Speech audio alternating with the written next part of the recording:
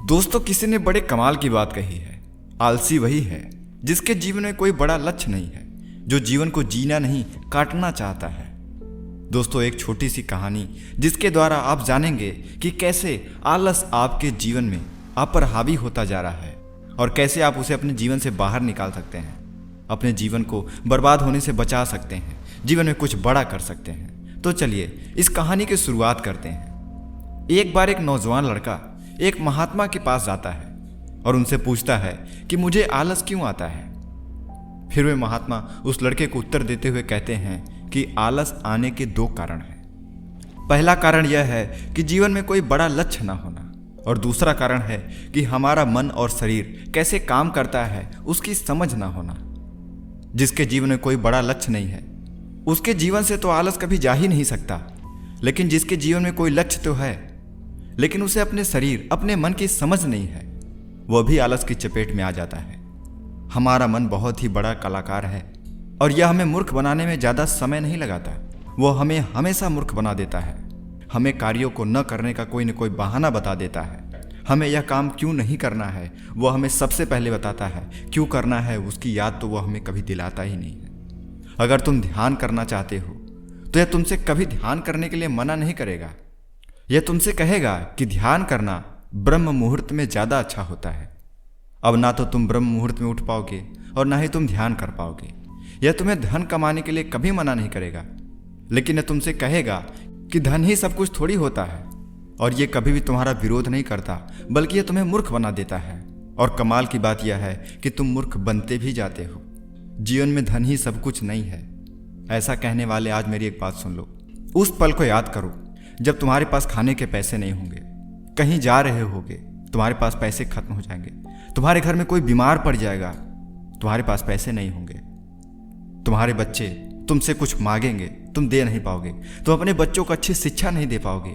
उसमें तुम्हें धन की कमी जरूर महसूस होगी। एक फिक्स समय में धन की आवश्यकता होती है।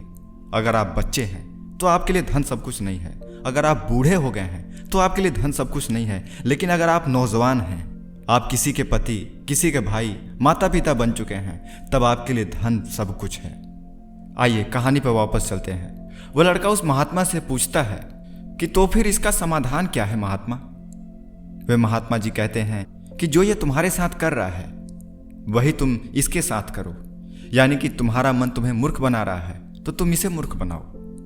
जब तुम्हारा मन तुमसे कहेगा कि कुछ देर सो जाता हूं, उसके बाद काम करूंगा, तो तुम उससे कहो कि कुछ देर और ज्यादा देर से सोऊंगा, लेकिन उससे पहले काम जरूर करूंगा। तुम्हारा मन तुमसे कहेगा आज स्वादिष्ट भोजन खाऊंगा, तो तुम तुरंत उससे कहो कि स्वादिष्ट भोजन क्यों, अति स्वादिष्ट खाऊंगा, लेकिन उससे पहले 1 से 2 घंटे व्यायाम करूंगा।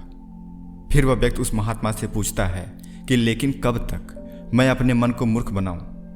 वे महात्मा जी कहते हैं कि जब तक तुम अपने आलस से मुक्त रहना चाहते हो तब तक तुम्हें अपने मन को मूर्ख बनाते रहना पड़ेगा। वह व्यक्ति पूछता है कि कभी कभी तो ऐसा होता है कि मुझे अफसोस होता है कि मैं अपने जीवन में कुछ नहीं कर पा रहा हूं, क्योंकि मेरे भीतर से कुछ करने का मन ही नहीं कर रहा। ऐसी स्थिति में क्या करूं।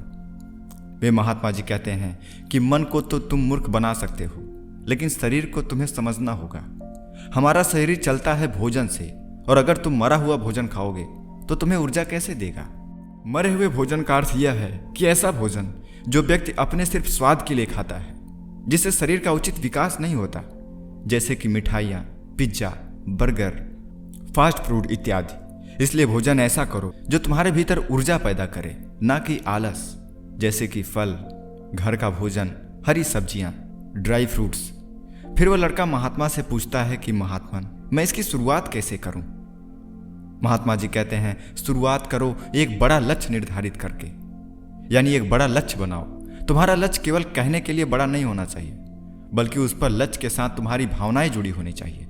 अगर तुम्हारा लक्ष्य ऐसा है जिसके बारे में सोचकर ही तुम्हारी आंखों से आंसू आ जाते हैं, तो तुम्हें कुछ और करने की जरूरत नहीं है। फिर तुम्हारा लक्ष्य ही तुमसे सब कुछ करवा देगा। और अगर लक्ष्य इतना बड़ा नहीं है या फिर तुम्हारी भावनाओं से जुड़ा हुआ नहीं है, तो फिर अपने लक्ष्य को खोजना ही अपना लक्ष्य बना लो। जिस प्रकार भगवान गौतम बुद्ध ने बनाया था, उन्हें पहले अपना लक्ष्य थोड़ी पता था कि वहां जाएंगे और मंजिल मिल जाएगी। वे तो सिर्फ निकल पड़े थे। आशा थी मन में, लेकिन वे टूटने लगी थी। लेकिन अंदर से प्यास इतनी गहरी थी कि लक्ष्य को पाकर ही रही। हर समय जब आप किसी बड़े लक्ष्य पर काम करते हो तो आपका मन टूटता है। जब तक तुम्हें यह पता नहीं चलता कि तुम्हारा लक्ष्य क्या है, तब तक तुम अपने मन को मूर्ख बनाते रहो, जैसे वे तुम्हें बना रहा था। कोई भी व्यक्ति शराबी बनना नहीं चाहता, लेकिन उसका मन उसे मूर्ख बनाकर उसे शराबी बना देता है।